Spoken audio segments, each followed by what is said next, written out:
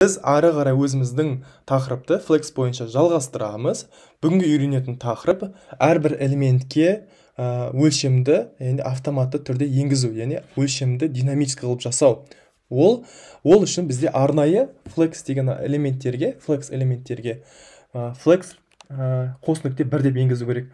Ол деген сөз, мына әрбір элементті ата контейнерға байланысты өлшемді тең бөліп береді.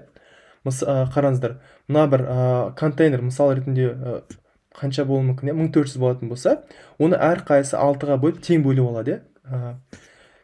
Енді бұны қалай жасасақ болады? Біз өзімізді VS кодты ашып, мына flex item дегенге ереже енгіземіз. Бұл flex 1.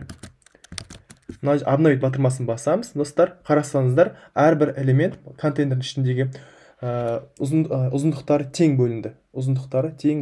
Мысалы, қараңыздар, бұны тексеріп көрсек болады. Мінекей достар, қараңыздар, 235 пикселден әрқайсысы бөліп алды. 230-ны қарасаңыздар, бәрінде өлшем бірдей. Біз егер браузердің өлшемін өзгертетін болса, бұның пропорциональный өлшемдерді өзгереді. Қараңыздар, 211 пиксель болып қалды. Бұл көбіне Flex'ті басында атап өткендей адаптивный верстка үшін қолданады, достар. Адаптивный верстка деген осы. Сіздер браузердің өлшемін өзгерту арқылы сіздің элементтердің сәйкесінше өлшемдері өзгеруі, ол осы адаптивный дейді. Қараңыздар, достар. Келді. Әрқайсы элемент өзгеріп жатыр. Міне, қазір 179 пиксель болып қалды.